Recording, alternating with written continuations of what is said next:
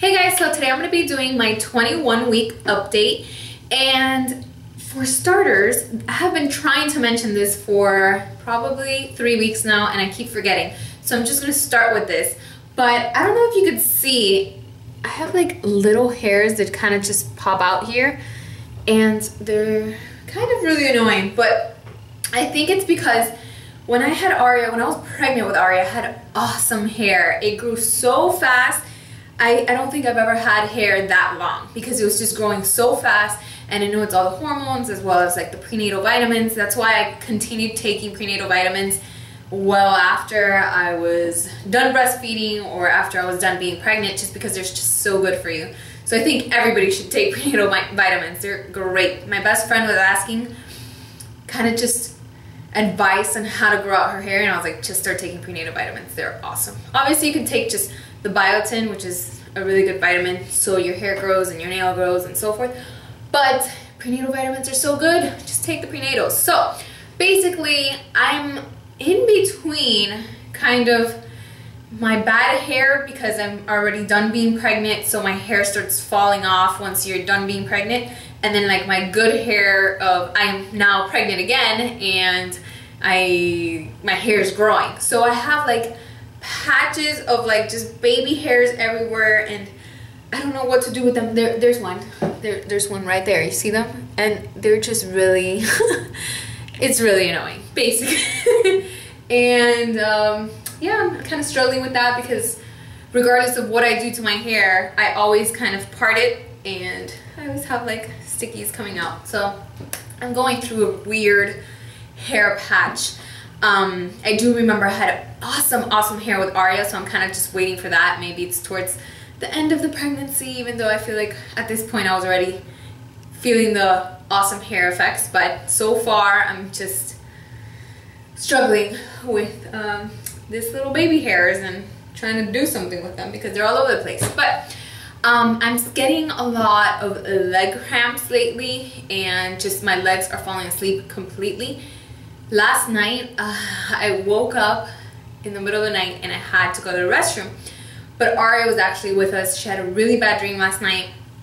So my husband went to get her at like 2 in the morning, and he's like, she's really, you know, having really bad dreams. Let's just leave her here tonight. So she kind of, after 2:30, she came into our bed, and she was kind of on top of me. So I really had to go to the restroom, but I didn't want to wake her up. So after like 20 minutes of kind of just pushing her off slowly without waking her up, I just decided to just run for it, and my legs were completely asleep. So when I went to get up, not literally run, but I was just like in a hurry to run to the bathroom, I just fell flat on the floor. I mean, I didn't hurt the belly or anything. I fell on my knees and like my face to the floor. It was terrible.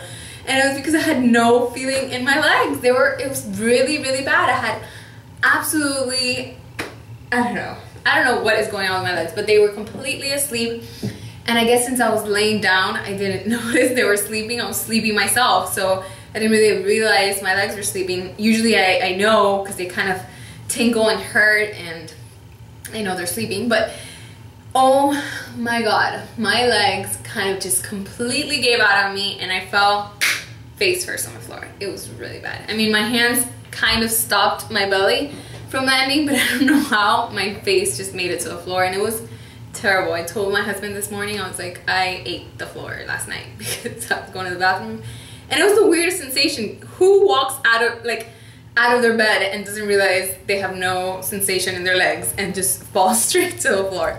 My legs are constantly falling asleep, and I'm getting leg cramps now, and it's just not fun. But other than that, I've been pretty good. I've been walking, I guess, long distances, just at the mall during the weekend, or just if I have things to do around the house, and I haven't gotten that pain that I would get earlier during the pregnancy, just like when I went to Disney and that whole episode. It hasn't been like that. Obviously I haven't walked that much either, but it's been pretty good. I've been able to do things around the house and get projects done. I've had energy, and my body's allowed me to do these things. So it's been a really good week. And fun fact, the baby now is developing the fingerprints.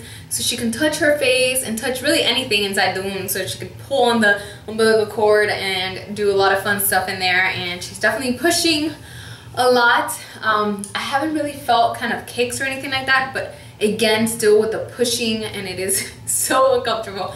But she'll just push on one side and stay there for long periods of time, just like she was doing last week and the week before. It kind of hurts because you just feel like cramping really bad on one side of your stomach or on the bottom. But when you finally realize that it's kind of just the baby pushing some part of the body all over to that side of your stomach, it's kind of nice to just feel the baby. We're still picking the name. It is so hard. With Aria, I just knew right away I wanted something different, so we want something different for this name as well.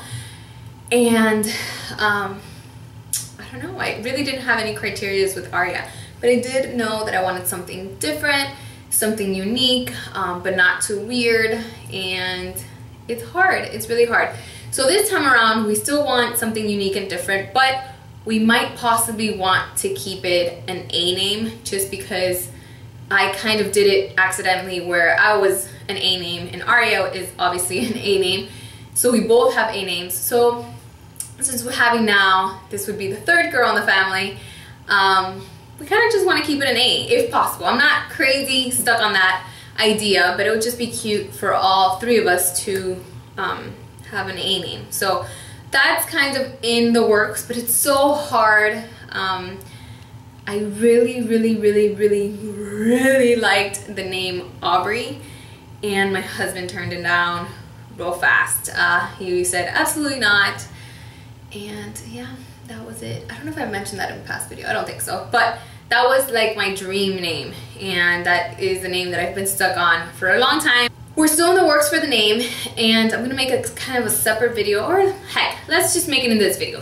If you guys have any ideas for baby names, maybe not necessarily, but if they can start with an A, be kind of just unique and different, just like Aria. I feel like there isn't a lot of Arias out there, and the ones that are with an I. So I haven't really seen any names with a Y. We actually were concerned that when read, it would be read wrong, just because we just kind of making up the spelling.